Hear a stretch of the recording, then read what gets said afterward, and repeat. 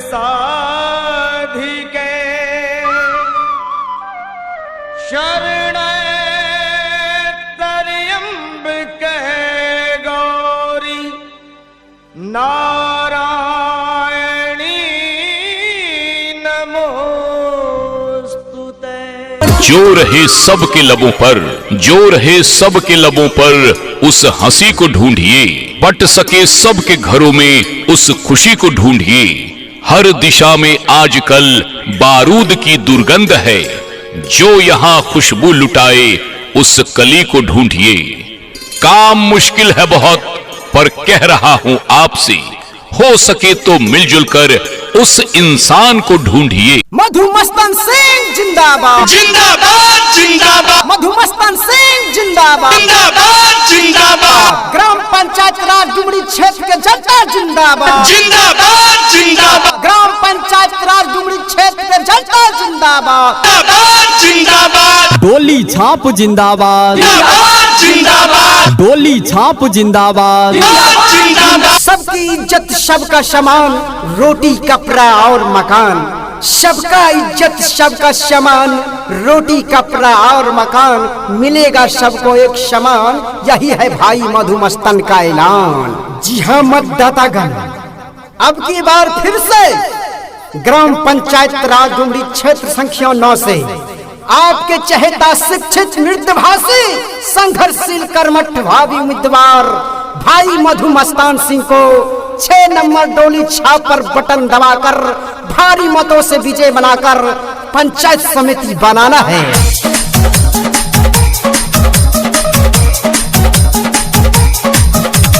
इनकलाब जिंदाबाद जिंदाबाद जिंदाबाद, डोली छाप जिंदाबाद जिंदाबाद जिंदाबाद। क्यों परे हो चक्कर में, कोई नहीं है टक्कर में। क्यों परे हो चक्कर में, कोई नहीं है टक्कर में। वोट दले जइहा नहीं तू भूलइहा, डोली छाप जिंदाबाद। वोट दले जइहा तू नहीं भूलइहा, सब चाचा चाची के समझइहा। डोली छाप पर बटन दबइहा, मधुमस्तन भैया के जितइहा। शिक्षित कर्मठ और सच्चाई के छिए उम्मीदवार हो। सुना ये भैया सुना है भौजी, तो ही सबके बतैहा। डोली छाप पर बटन दबैहा, तानो भैया के जितैहा। मतदाता साथियों, आपके अपने ग्राम पंचायत राज डुमरी क्षेत्र संख्या 9 से आपके बीच जाने पहचाने कर्मठ मृदभाषी समाज सेवी हर दिल अजीज भाई मधुमस्तान सिंह अपने समिति पद के उम्मीदवारी लेकर आपके बीच आए हैं। और इनका चुनाव चिन्ह निशान है डोली छाप, डोली छाप, डोली छाप। ना भूलना है ना भूलने देना है, ना भूलना है ना भूलने देना है। क्रमांक संख्या 6 डोली छाप पर बटन दबाकर भाई मधुमस्तान सिंह को भारी मतों से जिताना है। पद न होकर भी जिन्होंने काम किया भरपूर, पद न होकर भी जिन्होंने काम किया भरपूर, हक से मांग रहा है मौका, लक्ष्य नहीं होगा दूर। जी हाँ मतदातागण साथियों, जनता मालिक भाई एवं बहनों, घड़ी आई है चुनाव का फैसले का वक्त आया है। घड़ी आई है चुनाव का फैसले का वक्त आया है। ऐसे में आपके सामने बहुत लोग आ रहे हैं जिन्होंने मजहब के नाम पर, जाति के नाम पर आपकी कीमती वोट आपसे लेना चाह रहे हैं। तो याद रहे जनता मालिक, आप लोगों को होशियार रहना है, क्योंकि ये लोग आपसे वोट लेंगे और जीतने के बाद आप पर ही अत्याचार करेंगे और जुल्म करेंगे और सरकारी योजना का लाभ खुद में खुद लेंगे। जी हाँ मतदातागण, याद रहे ऐसे लोगों के बहकावे में नहीं आना है। अपना कीमती वोट अच्छे कर्मठ संघर्षशील शिक्षित उम्मीदवार भाई मधुमस्तान सिंह को देना है और भारी मतों से विजय बनाना है।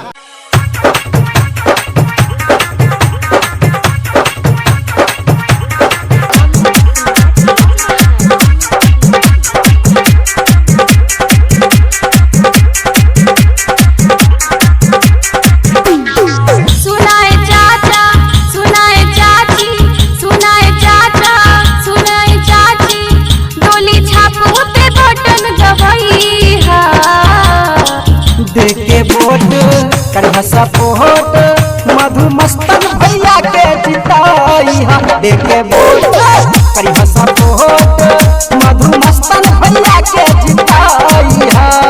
चल जाग मुसाफिर भोर हुआ अब आया सुबह का झोंका है। चल जाग मुसाफिर भोर हुआ अब आया सुबह का झोंका है। सोच समझ कर मतदान करें हम। हाथ जोड़ी सिरवा झुकाई मन में छोया हो तानो सिंह के समेत बनई हो पूरा होई तो विकास हो एहो सदा सचो। हाथ जोड़ी सिरवा झुकाई मन में छोया हो तानो सिंह के समेत बनई हो पूरा होई तो विकास हो।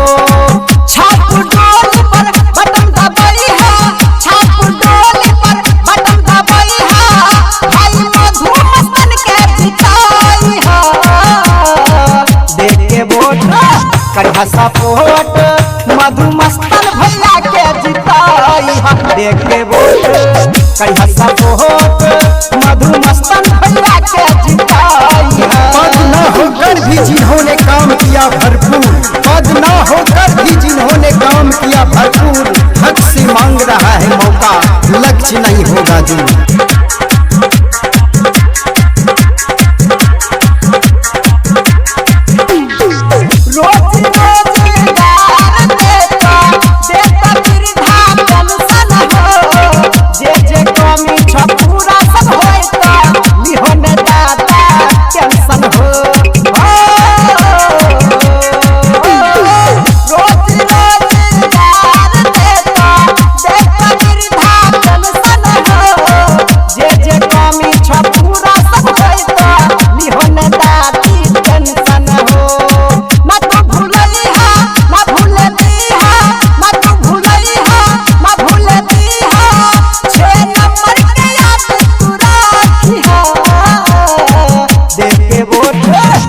सपोर्ट मधुमस्तन भैया के जिताई देखे वोट करिहा सपोर्ट मधुमस्तन भैया के जिताई है।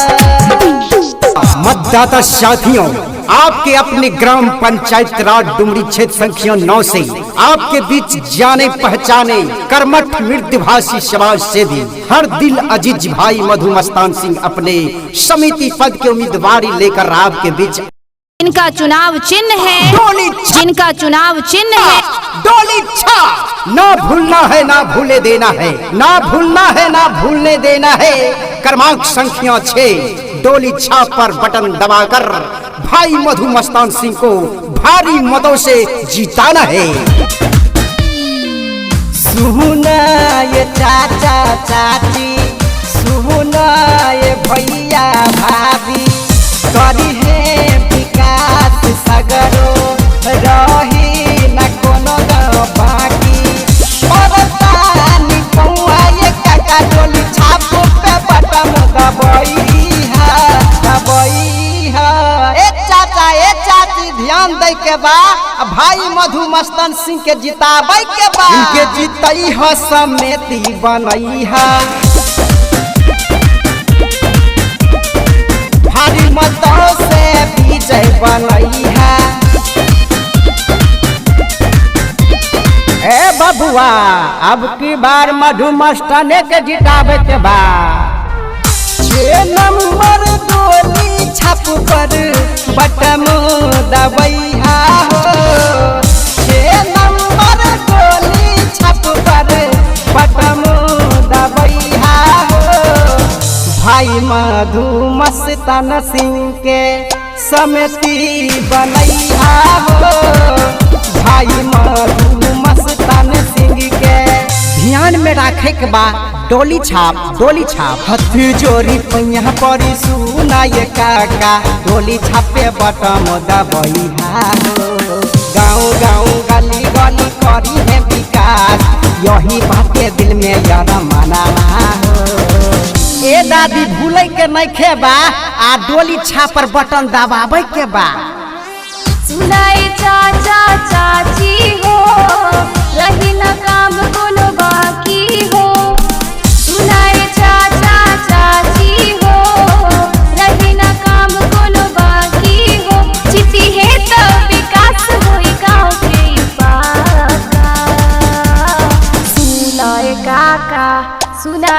काकी सुनाए काका, सुनिए काकी सुनाए काका। न दल के दलदलों में फंसे, न जाति के जंजाल में, न दल के दलदलों में फंसे, न जाति के जंजाल में, अपना पंचायत समिति वैसा ही चुने जो साथ दे हर हाल में।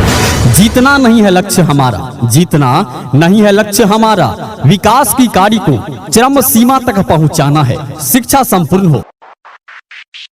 इनकलाब जिंदाबाद जिंदाबाद जिंदाबाद, इनकलाब जिंदाबाद जिंदाबाद जिंदाबाद। आपका नेता कैसा हो भाई मधु मस्तान सिंह जैसा हो, आपका बटन कहाँ दबेगा टोली छाप जहाँ रहेगा, हर घर से है यही पुकार टोली छाप जिंदाबाद। डुमरी पंचायत के होई विकास हो, करिला न चाचा चाची भैया विश्वास हो। हो डुमरी पंचायत के होई विकास हो, करिला न चाचा चाची भैया विश्वास। अब की केहू के झांसा में भैया नोट नहीं लिया, अब की केहू के झांसा में भैया नोट नहीं लिया। मधु मस्तान मधु मस्तान मधु मस्तान भैया के वोट दीहा, मधु मस्तान भैया के वोट दीहा, भैया तानो सिंह के तो वोट दीहा। हर जाति हर धर्म से ऊपर जिसका विचार है, हर जाति हर धर्म से ऊपर जिसका विचार है, जो सच्चाई के पक्षधर एवं सच पर रहे, वो गरीबों के मददगार है। बोनी है पंचायत समिति क्षेत्र में जब आई है, पूरा ईमानदारी से फर्ज निभाई है। एहो चाचा सच्चे कहे छो, बोनी है पंचायत समिति क्षेत्र में जब आई है, पूरा ईमानदारी से सबसे मिल जुल के रहे गाँव के बेटा हिया, सबसे मिल जुल के रहे गाँव के बेटा हिया। मधु मस्तान भैया के वोट दीहा, मधु मस्तान भैया के वोट दीहा, भैया तानो सिंह के कोई वोट दीहा। किसी पद पर ना होकर भी जिन्होंने काम किया भरपूर, किसी पद पर ना होकर भी जिन्होंने काम किया भरपूर, हक से मांग रहा है मौका लक्ष्य नहीं होगा दूर। बिना पद पे रही केहू काम कोहिले अच्छा, दिलाबा में बसल है वकरे बूढ़ा सियान बच्चा। हो बिना पद के रहते हुए काम कोहिले अच्छा, दिलाबा में बसल है वकरे बूढ़ा सियान बच्चा।